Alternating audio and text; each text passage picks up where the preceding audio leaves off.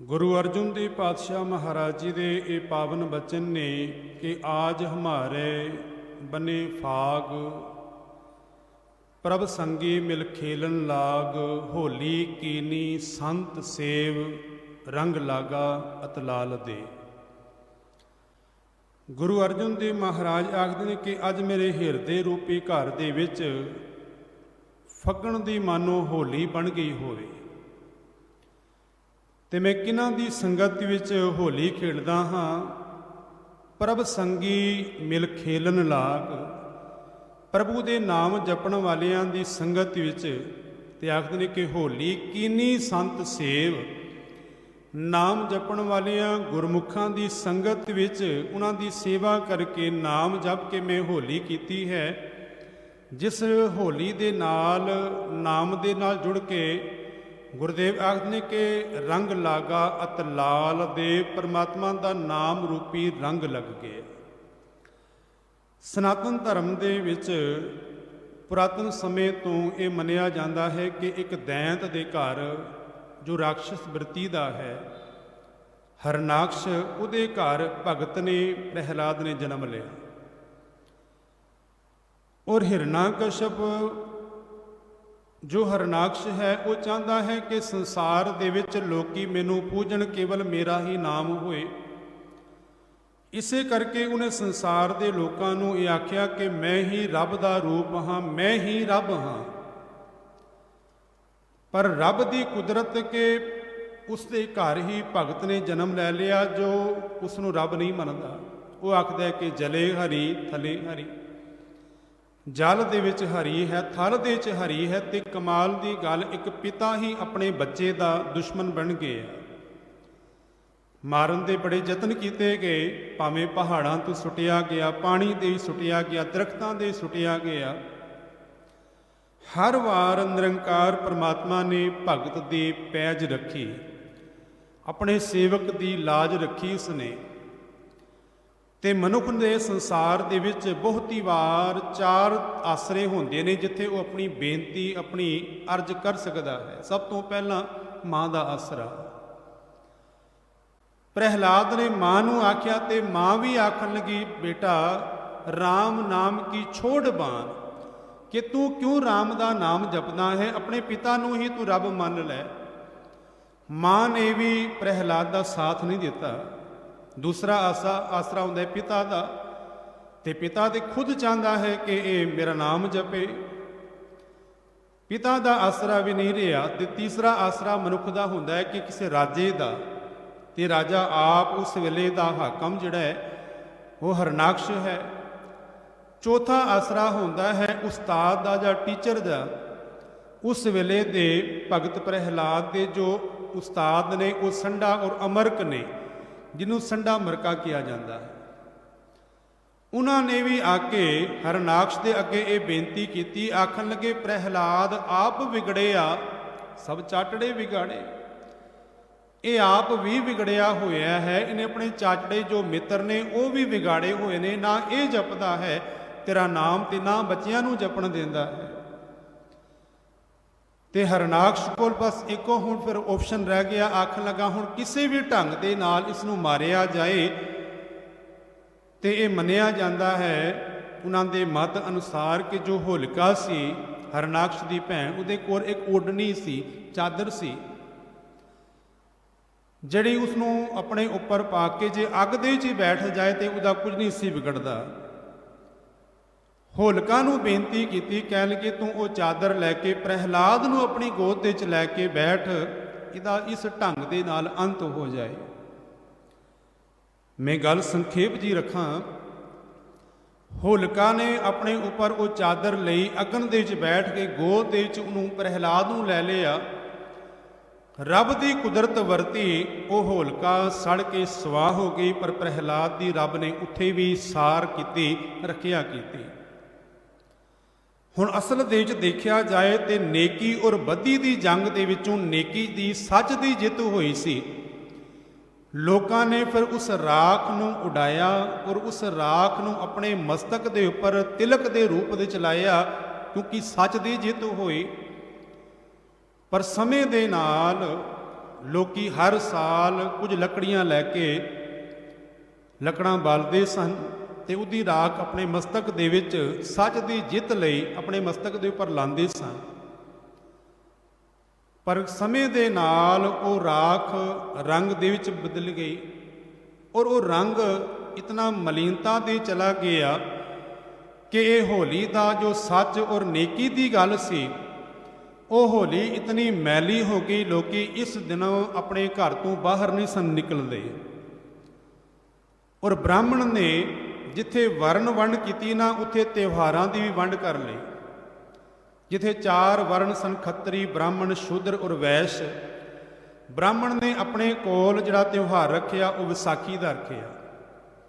ਜਿਹੜਾ ਖੱਤਰੀ ਨੂੰ ਦਿੱਤਾ ਉਹ ਦੁਸ਼ਹਿਰੇ ਦਾ ਦਿੱਤਾ, ਵੈਸ਼ ਨੂੰ ਦੀਵਾਲੀ ਦਿੱਤੀ ਔਰ ਸ਼ੂਦਰ ਨੂੰ ਹੋਲੀ ਦਾ ਤਿਉਹਾਰ ਦਿੱਤਾ। ਉਹ ਉਸੇ ਦੇ ਅੰਦਰ ਉਲਝ ਕੇ ਰਹਿ ਗਏ। ਗੁਰ ਕਲਗੀਧਰ ਪਾਤਸ਼ਾਹ ਮਹਾਰਾਜ ਨੇ ਫਿਰ ਰਹਿਮਤ ਕੀਤੀ, ਆਖਣ ਲੱਗੀ ਔਰਨ ਕੀ ਹੋਲੀ ਮਮ ਹੋਲਾ। ਆਖਣ ਲੱਗੇ ਹੋਰਾਂ ਵਾਸਤੇ ਹੋਲੀ ਹੋਏਗੀ, ਮਮ ਹੋਲਾ ਕਹਿਓ ਕਿਰਪਾ ਨਿਧ ਬਚਨ ਅਮੋਲਾ। ਮਹਾਰਾਜ ਧੰਨ ਗੁਰ ਕਲਗੀਧਰ ਪਾਤਸ਼ਾਹ ਮਹਾਰਾਜ ਨੇ ਫਿਰ 1680 ਦੇ ਵਿੱਚ ਪਹਿਲੀ ਵਾਰ ਹੋਲਾ ਮਹੱਲਾ ਅਨੰਦਪੁਰ ਸਾਹਿਬ ਦੀ ਧਰਤੀ ਦੇ ਉੱਪਰ ਲੋਹਗੜ੍ਹ ਜਿਹੜਾ ਕਿਲਾ ਹੈ ਉੱਥੇ ਖੇੜਿਆ ਗਿਆ। ਯਾਦ ਰੱਖਣਾ, ਪਹਿਲੇ ਸਮੇਂ ਅੰਦਰ ਹੋਲਾ ਮਹੱਲਾ 7 ਦਿਨ ਮਨਾਇਆ ਕਰਦੇ ਸਨ। ਅੱਜ ਤੇ ਕੇਵਲ 1 ਦਿਨ ਤੱਕ ਇਹਨਾਂ ਨੇ ਨਿਸ਼ਚਿਤ ਕਰ ਦਿੱਤਾ ਹੈ। 7 ਦਿਨ ਹੋਲਾ ਮਹੱਲਾ ਖੇੜਿਆ ਜਾਂਦਾ ਸੀ। ਔਰ ਗੁਰਦੇਵ ਪਾਤਸ਼ਾਹ ਨੇ ਇਸ ਹੋਲੇ ਮਹੱਲੇ ਦੇ ਪਿੱਛੇ ਜੋ ਸੋਚ ਸੀ ਗੁਰਦੇਵ ਪਾਤਸ਼ਾਹ ਮਹਾਰਾਜ ਦੀ ਕਿ ਸਿੱਖਾਂ ਦੇ ਯੁੱਧ ਅਭਿਆਸ ਜਿਹੜਾ ਹੈ ਨਾ ਉਹ ਬਰਕਰਾਰ ਰਹੇ, ਸ਼ਸਤਰ ਵਿਦਿਆ ਉਹ ਨਾਲ ਚਲਦੀ ਰਹੇ ਔਰ ਭਗਤੀ ਔਰ ਸ਼ਕਤੀ ਦਾ ਸੁਮੇਲ ਜਿਹੜਾ ਹੈ ਉਹ ਸਦਾ ਬਣਿਆ ਰਹੇ। ਤੇ ਕੇਵਲ ਭਗਤੀ ਔਰ ਸ਼ਕਤੀ ਦੀ ਗੱਲ ਮੀਰੀ ਪੀਰੀ ਦੇ ਮਾਲਕ ਧੰਨ ਗੁਰੂ ਹਰਗੋਬਿੰਦ ਸਾਹਿਬ ਸੱਚੇ ਪਾਤਸ਼ਾਹ ਔਰ ਕਲਗੀਧਰ ਹੀ ਨੇ ਨਹੀਂ ਕੀਤੀ। ਪਹਿਲੇ ਜਾਮੇ ਤੋਂ ਜਦੋਂ ਗੁਰੂ ਨਾਨਕ ਸੱਚੇ ਪਾਤਸ਼ਾਹ ਦਾ ਅਸੀਂ ਇਤਿਹਾਸ ਪੜ੍ਹਦੇ ਹਾਂ, ਮਹਾਰਾਜ ਨੇ ਭਗਤੀ ਦੀ ਰੱਜ ਕੇ ਗੱਲ ਕੀਤੀ, ਪਰ ਭਗਤੀ ਦੇ ਨਾਲ ਸ਼ਕਤੀ ਦੀ ਵੀ ਗੱਲ ਕੀਤੀ। ਜਦੋਂ ਹਿੰਦੁਸਤਾਨ ਦੀ ਧਰਤੀ ਦੇ ਉੱਪਰ ਬਾਬਰ ਚੜ੍ਹ ਕੇ ਆਇਆ ਨਾ, ਤੇ ਗੁਰੂ ਨਾਨਕ ਸੱਚੇ ਪਾਤਸ਼ਾਹ ਨੂੰ ਉਹਨਾਂ ਲੋਕਾਂ ਨੂੰ ਸੁਚੇਤ ਕਰਨ ਲਈ ਇਹ ਪਹਿਲੇ ਹੀ ਬਚਨ ਕਰ ਦਿੱਤੇ ਸਨ। ਉਹਨਾਂ ਨੇ ਆਖਿਆ ਕਿ ਬਾਬਰ ਚੜ੍ਹ ਕੇ ਆਏਗਾ, ਮੌਲਵੀ ਐਸੇ ਮੰਤਰ ਪੜ੍ਹਨਗੇ, ਪੰਡਤ ਐਸੇ ਮੰਤਰ ਪੜ੍ਹਨਗੇ, ਇਹ ਅੰਨੇ ਹੋ ਜਾਣਗੇ, ਇਹਨਾਂ ਦਾ ਵਾਹ ਹੀ ਕੁਝ ਨਹੀਂ ਚਲੇਗਾ। ਤੇ ਧੰਨ ਗੁਰੂ ਕਲਗੀਧਰ ਪਾਤਸ਼ਾਹ ਗੁਰੂ ਨਾਨਕ ਸੱਚੇ ਪਾਤਸ਼ਾਹ ਮਹਾਰਾਜ ਨੇ ਫਿਰ ਇਹ ਪਾਵਨ ਬਾਣੀ ਦੇ ਵਿੱਚ ਇਹ ਬਚਨ ਕੀਤੇ ਸਨ ਕਿ ਕੋਈ ਮੁਗਲ ਨਾ ਹੋਆ ਅੰਧਾ ਕਿਨੇ ਨਾ ਪਰਚਾ ਲਾਇਆ। ਮਹਾਰਾਜ ਆਖਣ ਲੱਗੇ ਕੋਈ ਵੀ ਮੁਗਲ ਅੰਨਾ ਨਹੀਂ ਹੋਇਆ, ਕੋਈ ਮੁਗਲ ਨਾ ਹੋਆ ਅੰਧਾ ਕਿਨੇ ਨਾ ਪਰਚਾ ਲਾਇਆ। ਮੁਗਲ ਪਠਾਣਾ ਭਈ ਲੜਾਈ, ਰਣ ਮੈਂ ਤੇਗ ਵਗਾਈ, ਜਿਨ ਕੀ ਚਿਰੀ ਦਰਗਹਿ ਪਾਟੀ ਤਿੰਨਾ ਮਰਣਾ ਪਾਈ।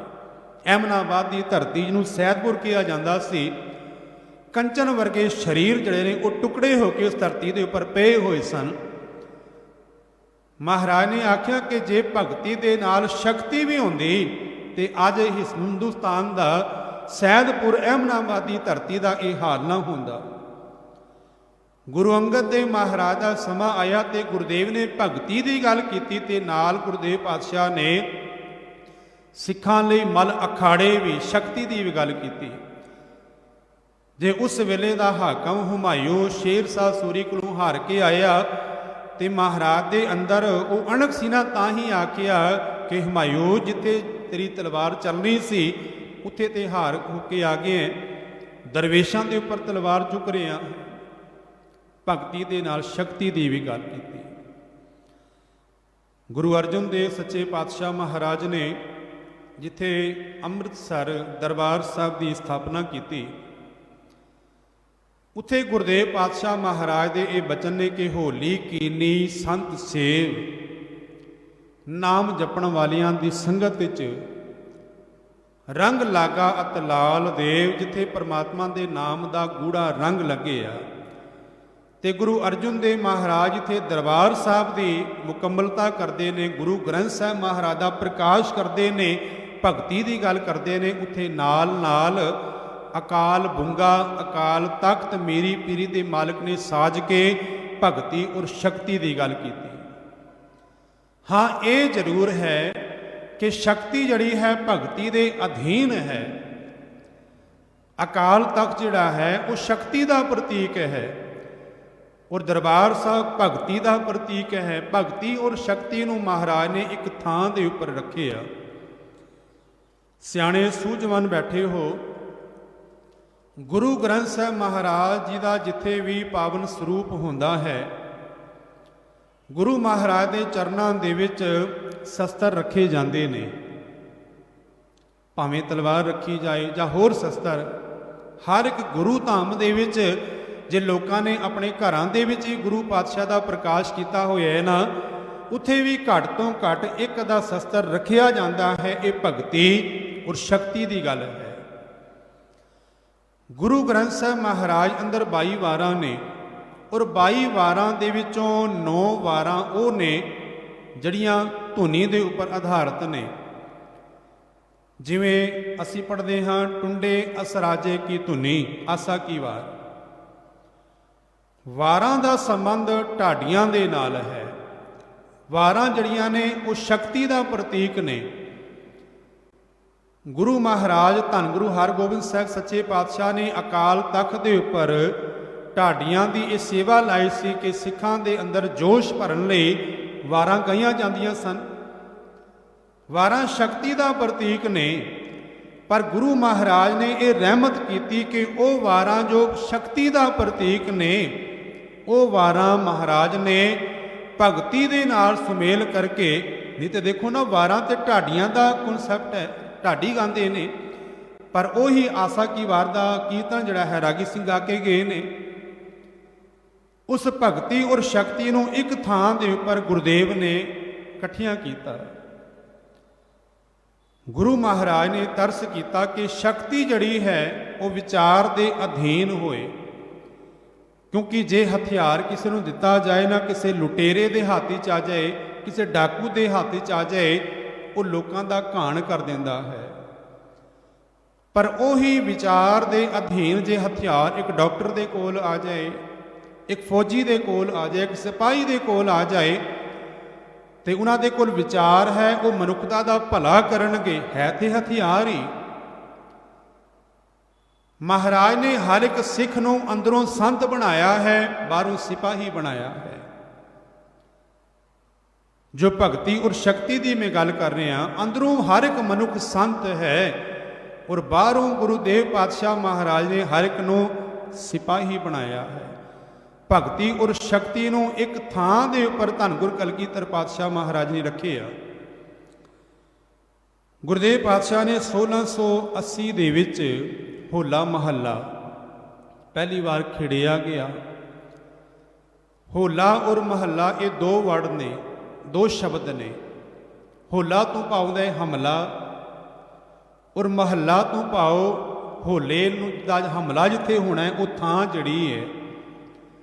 ਲੋਹਗੜ੍ਹ ਦੇ ਵਿੱਚ ਧੰਨ ਗੁਰ ਕਲਗੀਧਰ ਪਾਤਸ਼ਾਹ ਮਹਾਰਾਜ ਦੋ ਟੁਕੜੀਆਂ ਤਿਆਰ ਕਰਦੇ ਸਨ, ਜਾਂ ਇੰਝ ਕਹਿ ਲਾਂ ਦੋ ਫੌਜਾਂ ਦੇ ਵਿੱਚ, ਦੋ ਟੁਕੜੀਆਂ ਦੇ ਵਿੱਚ ਸਿੱਖ ਤਿਆਰ ਕਰਦੇ ਸਨ। ਕੁਝ ਸਿੱਖ ਇੱਕ ਟੁਕੜੀ ਦੇ ਵਿੱਚ, ਕੁਝ ਦੂਸਰੀ ਟੁਕੜੀ ਦੇ ਵਿੱਚ।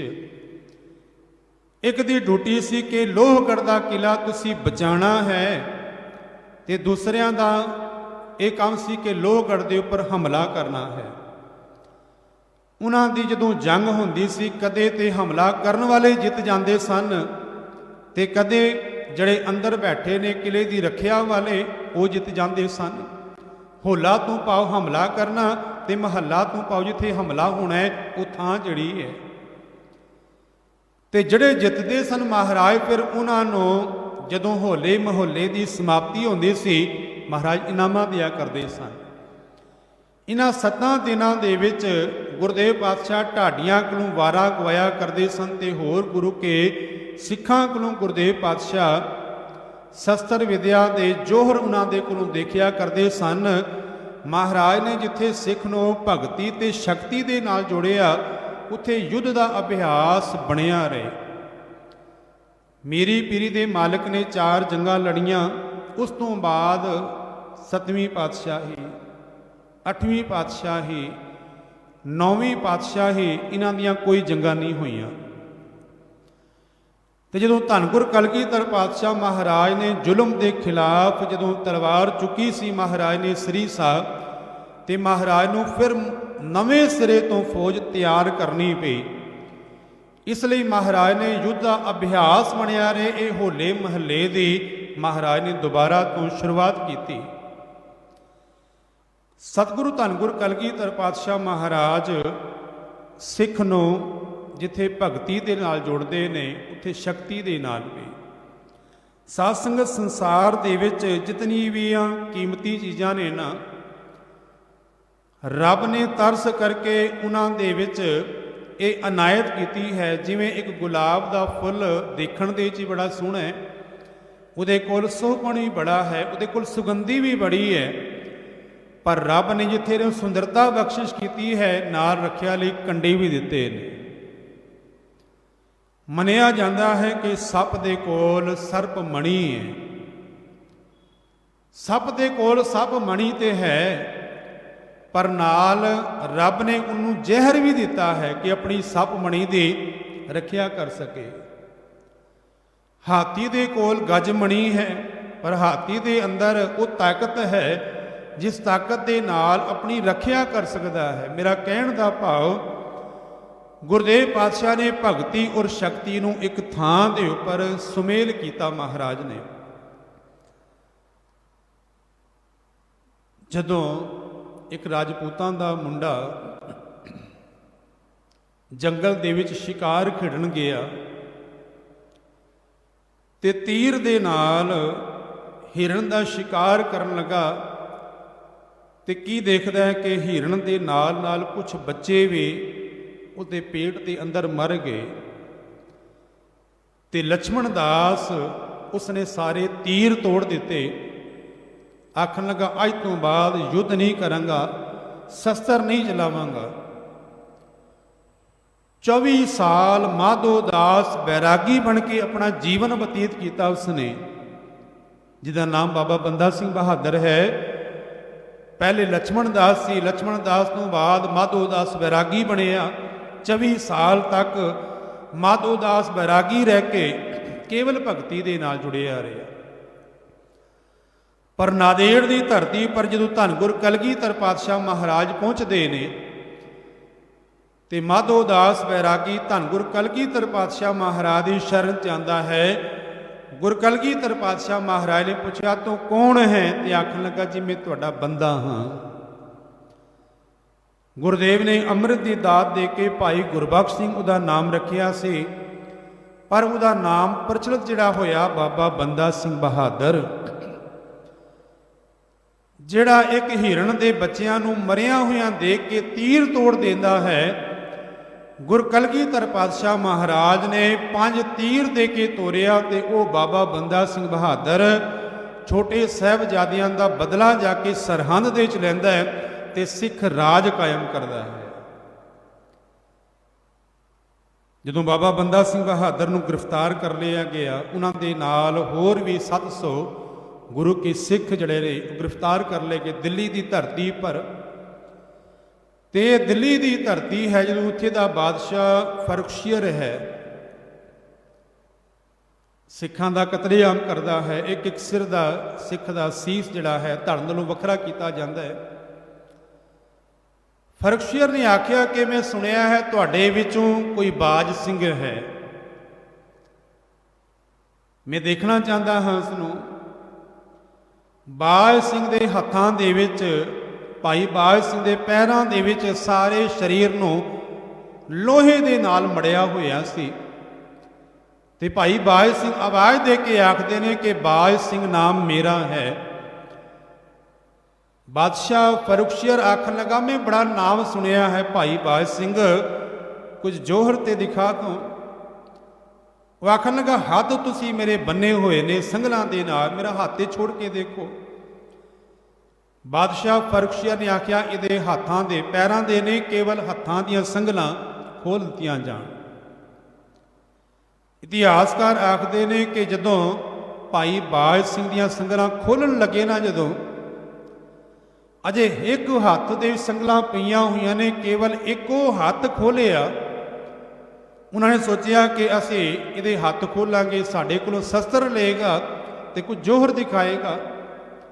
ਭਾਈ ਬਾਜ ਸਿੰਘ ਨੇ ਇੱਕੋ ਹੱਥ ਖੋਲ੍ਹਿਆ ਸੀ ਤੇ ਉਹਨਾਂ ਦੀ ਸਰੀ ਸਾਹਿਬ ਖਿੱਚ ਕੇ 7-8 ਬੰਦੇ ਝਟਕਾ ਦਿੱਤੇ। ਬਾਦਸ਼ਾਹ ਫਰੁਖਸ਼ੀਰ ਜਿਹੜਾ ਹੈ ਆਪਣੇ ਤਖਤ ਨੂੰ ਛੋੜ ਕੇ ਬਾਹਰ ਦੌੜ ਗਏ ਆ। ਆਖਣ ਲੱਗਾ ਪਕੜੋ ਇਸ ਨੂੰ ਕਿਸੇ ਵੀ ਢੰਗ ਦੇ ਨਾਲ। ਤੇ ਫੌਜੀ ਜਾ ਕੇ ਭਾਈ ਬਾਜ ਸਿੰਘ ਨੂੰ ਘੇਰਦੇ ਨੇ, ਫਿਰ ਪਕੜ ਲੈਂਦੇ ਨੇ। ਉਸ ਵੇਲੇ ਫਰੁਖਸ਼ੀਰ ਨੇ ਇਹ ਗੱਲ ਕਹੀ ਸੀ, ਆਖਣ ਲੱਗਾ ਕਿ ਧੰਨ ਗੁਰ ਕਲਗੀਧਰ ਪਾਤਸ਼ਾਹ ਕਿਉਂ ਨਹੀਂ ਹਾਰਦਾ। ਉਹਦਾ ਕਾਰਨ ਹੀ ਇਹ ਹੈ ਕਿ ਉਸ ਧੰਨ ਗੁਰ ਕਲਗੀਧਰ ਪਾਤਸ਼ਾਹ ਮਹਾਰਾਜ ਕੋਲ ਇਸ ਤਰ੍ਹਾਂ ਦੇ ਯੋਧੇ ਨੇ। ਸਾਰਾ ਸਰੀਰ ਮੜਿਆ ਹੋਇਆ ਲੋਹੇ ਦੇ ਨਾਲ, ਕੇਵਲ ਇੱਕ ਹੱਥ ਖੋਲ੍ਹਿਆ ਤੇ 7-8 ਬੰਦੇ ਝਟਕਾ ਦਿੱਤੇ ਭਾਈ ਬਾਜ ਸਿੰਘ ਨੇ। ਉਹ ਆਖਣ ਲੱਗਾ ਗੁਰੂ ਕਲਗੀਧਰ ਪਾਤਸ਼ਾਹ ਮਹਾਰਾਜ ਦੇ ਨਾ ਹਾਰਨ ਦੀ ਇਹ ਕਹਾਣੀ ਇਹੀ ਹੈ ਕਿ ਉਸ ਕੋਲ ਇਸ ਤਰ੍ਹਾਂ ਦੇ ਯੋਧੇ ਨੇ। ਸੋ ਧੰਨ ਗੁਰੂ ਕਲਗੀਧਰ ਪਾਤਸ਼ਾਹ ਮਹਾਰਾਜ ਨੇ, ਗੁਰਦੇਵ ਪਾਤਸ਼ਾਹ ਨੇ ਸਾਨੂੰ ਭਗਤੀ ਦੇ ਨਾਲ ਔਰ ਸ਼ਕਤੀ ਦੇ ਨਾਲ ਜੋੜਿਆ। ਮਹਾਰਾਜ ਨੇ ਇਹ ਬਾਹਰ ਦੇ ਜਿਹੜੇ ਕੂੜੇ ਰੰਗ ਸਨ, ਇਹਨਾਂ ਝੂਠੇ ਰੰਗਾਂ ਦੇ ਨਾਲੋਂ ਤੋੜ ਕੇ ਸੱਚੇ ਨਾਮ ਦੇ ਨਾਲ ਜੋੜਿਆ ਕਿ ਜਾਂ ਕੋ ਹਰ ਰੰਗ ਲਾਗੋ ਇਸ ਜੁਗ ਮੈਂ, ਸੋ ਕਹੀਅਤ ਹੈ ਸੂਰਾ ਆਤਮ ਜਿਣੈ ਸਗਲ ਵਸਤਾਂ ਕੇ ਜਾਕਾ। ਸਤਿਗੁਰ ਪੂਰਾ ਮਹਾਰਾਜ ਆਖਦੇ ਨੇ ਕਿ ਲਾਲ ਰੰਗ ਤਿਸ ਕੋ ਲੱਗਾ ਜਿਸਕੇ ਵਡ ਭਾਗਾ। ਇਹ ਨਾਮ ਦਾ, ਪ੍ਰਭੂ ਦੀ ਭਗਤੀ ਦਾ ਰੰਗ ਉਸ ਨੂੰ ਲੱਗਾ ਹੈ ਜਿਹਦੇ ਭਾਗ ਜਾਗੇ।